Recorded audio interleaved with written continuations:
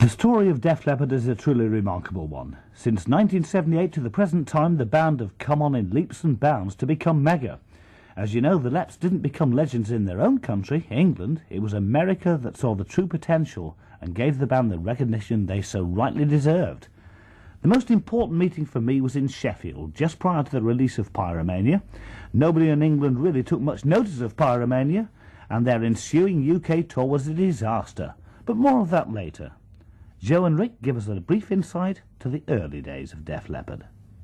About 1978, around about October 78, when we've been together since about the beginning of the year, having played about half a dozen gigs, I think it was, we decided that we didn't want to like slog our guts out playing in front of 15 people all the time. So we got together and scraped and stole and what have you, about 150 quid. And we recorded a self-financed EP called the Def Leppard EP, which had 3 tracks on it: Ride Into the Sun, Get Your Rocks Off, and The Overture. And he started selling ridiculous amounts for what it was. You know, we had originally had 1,000 pressed up. They sold out within about 2 or 3 weeks. So then we had a further 16,000 pressed up, which actually took it in the BBC charts in about number 84, 85 or something. This is all on its own, just distributed through Pinnacle, I think it was, and that got the record companies actually interested in us. So we got about 11 representatives of record companies came to see us play the Retford Porterhouse, and actually got them out of London. We didn't even go down to London to showcase or anything. They came to see a gig, and we got a deal. We signed to Phonogram in August '79, because the EP came out about January, was it? January '79. January, yeah. And then the further pressings came out about March, April or so, and then within 4 or 5 months of that we had a deal with Phonogram. Very good indeed. The competition in those days must have been very, very keen though, with the other bands on the road.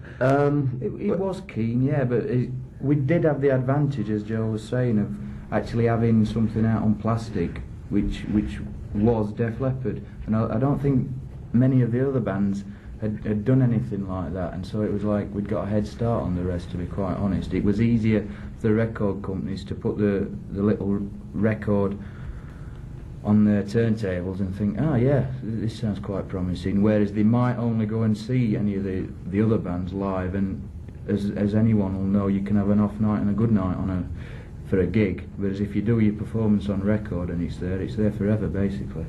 So you'd signed that deal, and you did a lot of touring in the UK and also the United States of America as well. Yeah. How did you become to be invited to tour the States? Well, it was just like a logical thing. We'd got an American management for a start. We were signed up to Leppard Krebs, who handled Ted Nugent and Aerosmith and God knows who else. And we'd done 4 gigs with Sammy Hagar in September '79. Then we did about 15 or 16 gigs in October, November with AC/DC. And then January, February, March and April we headlined our own tour. The first 2 months were just like the little clubs, and then March and April we played the big halls when the first album was out, so it came out in March. And so we toured for 4 months in England, and so we couldn't do any more touring in England. It was almost overkill. So we got invited on the Ted Nugent tour purely because it was the same management company, and we did 3 months in America in 1980. It's very useful, isn't it? And the album did about 180,000 altogether in America. Well, we had to basically go elsewhere because, as Joe was saying, we played just about every gig there was to play in England. I mean, short of going over and doing exactly the same thing again in England, we just decided, well, we've got to play somewhere else. So America was a logical step to us. That's all. Did you go over to Canada as well, Rick? No, we've never actually played in Canada, have we? No, we've still never been to Canada. Bit of a shame, really. Because what about the continent? Have you been over there? Yeah, the first tour we did in Europe was with the Scorpions in September 1980. Yeah, that's right. We did about 2 or 3 weeks with the Scorpions. And we've since been back with Rainbow and Judas Priest. The tremendous thing about the Leps, actually, really, I mean, you're teaching me now, is you have backed, if you don't mind the terminology, some fabulous bands Oh, some yeah. of the heaviest bands. I mean, Yeah. I would suggest, without being facetious, that it is those bands that have helped you on the road to success. Oh, definitely, As much yeah. as your record company and your management, Sure. etc., etc., isn't it? Yeah, yeah. I We, mean, we, owe, terrific. we owe a big debt to all those bands mentioned. I mean, there's Ozzy Osbourne as well, who we the end of '81 we toured America with, and he was fantastic. He was great. In fact, all the bands we've supported have all been really good to us, with no complaints whatsoever. And with Ozzy, it was weird because I think his reputation, his bark is worse than his bite, so to speak. He's got a reputation, but when we toured with him, he was okay. I mean, he was a bit of a loony now and again, but I mean, he always used to come and say hello, and he'd always used to come, usually drunk, storm into the dressing room before he went on and say how you doing and all that lot. And when we'd finish, we'd go for a drink, go to a club, watch a band, watch Ozzy fall down, you know, and it was great. I mean, we did 5 weeks of touring with him, but I mean, apart from all the lunacy that went off, he was actually really looked after us on stage. We got monitors, we got lights, you know, we got room, and we never got shortchanged at all. There was never plugs pulled or anything. It was probably the best tour. I mean, they've all been pretty good, all the, you know, when we've been special guests on anybody's tour, but the Aussie tour was probably the best. Well, there's just a brief insight to the early days, but as you know, even bigger and better days were to come, alongside several unavoidable hassles. Would it happen? Would they be forced to call it a day after all those early achievements? No. Hysteria set in more ways than one, and Rick Allen and Phil Collen and the rest of the lads took to the road once more, leaving all the cynics and media dumbstruck. Dateline, September the 4th, 1987. Well, it's going to come as a great relief to Def Leppard and their thousands of fans that at long last the new album Hysteria has made it. It's been worth the wait, though, hasn't it? Definitely. Fabulous album. Oh yeah, we're amazed with the reaction that, you know, especially in England.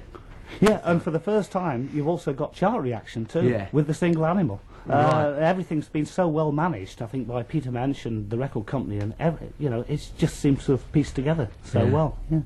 But you were on the Pyromania tour in 1983. And it didn't really do much in Great Britain, did it? I think No. at the Apollo Theatre in Manchester we sold about 450 seats, something like that. Disappointed? Because it was a great show, lovely light show and everything, and you know. Yeah, I mean, at the time, obviously a little bit disappointed, but we didn't expect any more than that really at the time. So this is all like a bonus, all of this. Yeah, You know, playing a sold out tour, and that's great. Yeah, it's actually really good. And Photograph should have been a big hit single as well. What can you say? So you toured, you went over to the States after that. I believe you lost about 60 grand on that tour, something like that, is it? When we come back to Europe, yeah. After playing the States, we because we were playing places and they were just not selling out, you know, and bringing like trucks and everything. It obviously costs a lot of money. A lot of money, yeah. And you were previously with Girl. Yeah. What are the other boys in that band doing now? Well, Phil Lewis is in a band called the LA Guns, and he's just got signed up by the same label as us. Yeah. So he's come over to England this week, so I'll probably see him at Hammersmith. Well, that's good. And Jerry Laffey as well. That's good, yeah. There's quite a few bands in that field of music, though, isn't there? Faster Pussycat, whom I think are brilliant, Guns N' Roses, very much going back to the sort of Aerosmith type. Yeah, very much. But your music is very much in the American-orientated vein of music, isn't it? Yeah, well, we've kind of we like to call it kind of Def Leppard type vein music. Really, it's not like say REO Speedwagon or Journey or anything like that. It's just we take a bit from everyone, really. Yeah, I think we'd be respectful at saying that, of course, you were the new boy with the band. Yeah, 5 years ago. Okay. 5 years. Rick, when was the band formed, in fact? Was it 78, 77, something like that? 78, but I wasn't actually the original drummer. No? No, there used to be another guy playing the drums, but I think he was more interested in his old lady than the band. He never used to rehearse, apparently. He never used to like rehearsing with the band. No? So I saw this advert in the paper that said Leopard loses skins.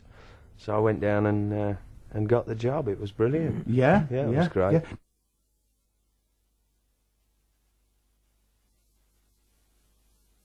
Did you enjoy it on the road?